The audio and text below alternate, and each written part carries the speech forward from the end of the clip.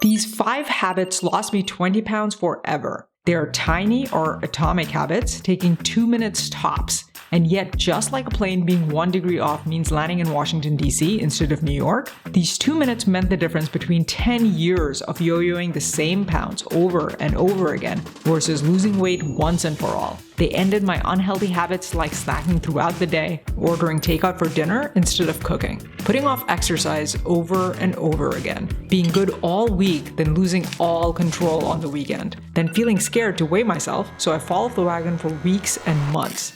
These 5 habits are how I applied the principles from the New York Times bestselling book Atomic Habits by James Clear, who uses scientific evidence from psychology and neuroscience to show how to break bad habits and form good ones. What is normal? Is it normal to lose only half a pound a week? To lose none or even gain some for weeks while doing everything right? Do I have to give up pizza and pasta? If I overate yesterday, should I undereat today? These questions plagued me. I didn't want to waste time and effort on the wrong things. I wanted to get to my goal and put weight loss behind me as soon as possible. This is what James Clear calls goal-based thinking. There are 2 problems with it. 1, goals are at odds with long-term progress. After I lose the weight, I have to keep it off forever. And yet, because I was so focused on the number on the scale, I'd often make choices that I knew I wouldn't be able to keep doing forever. Like cutting out all carbs, even though I know deep down I can't say no to rice or pizza forever. The second flaw is that goals restrict happiness. Cutting carbs not only isn't sustainable for me, it also makes my present life hell. It's a gigantic wrecking ball smashing into my social life and vacation eating. I'd soothe myself with, well, by the time I get to my goal, I'm sure I'll get used to this. But I never lasted long enough because the day-to-day was a battlefield of sacrifices. James's antidote to this is best described by the metaphor he uses of a stonecutter. As a stonecutter hammers away at a rock, there are hundreds of blows that result in no visible change. And yet, on the 500th blow, the rock cracks. It's not the 500th blow that caused the rock to crack. It's all the blows that came before it. But the stonecutter wouldn't have had the stamina to make 500 blows if he was using an axe that was too heavy for him.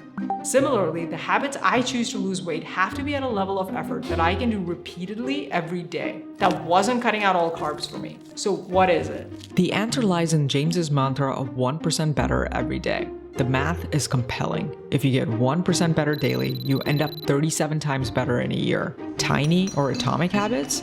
Remarkable results. The equivalent to this for weight loss is a simple rule. Eat 1 less junk or sweet every day. Cut 1 soda and replace it with 1 glass of water. Cut 1 meal out at a restaurant and replace it with 1 homemade meal or a frozen meal. Cut 1 slice of pizza and replace it with 1 cup of greens. That's it. Do this every single day until your weight loss gets stuck. You'll be surprised how far you can get before getting stuck. And when you do, then it's time to make it 1 less again. Sounds too easy, right? But is it? I too would start off drinking 1 less soda or eating 1 less pizza slice, and then inevitably a day would come along where I felt I deserved the extra slice and soda. Or I would bring a bag of chips to my desk while working on a project and then realize 20 minutes later that I finished the entire bag. Why does this happen? James explains our craving is not for the habit, which is eating food, but instead we're craving a change in our emotional state. Let's rewind back to stressful work days after which I came home. I do different random things, and let's say one of these stressful days, I happen to sit down to watch TV and eat some pizza. Suddenly, I feel less stressed. My brain registers this as a reward and spikes dopamine like a bookmark saying, remember this action, it feels good. Another stressful day happens, and I decide to do the same thing. Another dopamine spike to catalog it as more evidence of this being satisfying. Eventually, I start associating coming home with watching TV and eating pizza. The stress part doesn't matter anymore. Same happens when I mindlessly eat while working. In my past, I found relief from boredom while working, and now my brain jumps to eating while working regardless of whether I'm bored or not. This is the power of habits. They're automatic actions that take 0 effort. But this is also the danger of habits. They're automatic, so we don't even realize why we're doing what we're doing. How can we change something that's encoded into our brains? James suggests adopting an idea from the Japanese railway crew. Japan has one of the best train systems in the world, and it's thanks to their conductor's peculiar habit of pointing at different objects and calling them out. Like pointing at the signal and saying out loud, signal is green. Pointing at the speedometer and saying, speed is 300 kilometers per hour. As a result, nothing is overlooked just because it's routine. They make 85% less errors and experience 30% less accidents because of this point and call system. For weight loss, the system is simply that when you're about to eat or drink anything, say out loud, "I'm about to eat or drink food out of hunger or craving." For example, "I'm about to eat lasagna out of hunger." "I'm about to eat chips out of craving." Now, I'll admit I didn't do the calling part out loud. I just said it in my head, but it worked. While eating out of cravings didn't drop to 0, it reduced drastically because it made me aware of just how many times I was eating out of cravings in a day. After implementing the point and call system for 3 months, the ratio reversed. But this didn't take care of the times I did eat out of cravings or went to parties and restaurants. I still had the habit of eating out daily at the time, and even with the one less daily approach, I would get stuck in my weight loss quicker than I wanted because so many of my habits were working against weight loss. To combat this, I could level up the one less daily to cut out one more restaurant meal, but I felt that would make my metaphorical acts too heavy too soon. I really enjoyed eating out with friends, it was a time for connection, and I was nowhere near a good cook. So it provided some much needed fun and novelty to my meals. Or even with cravings at home or work, it was difficult to cut it out entirely because I enjoyed the occasional pizza with TV. There was nothing quite as relaxing.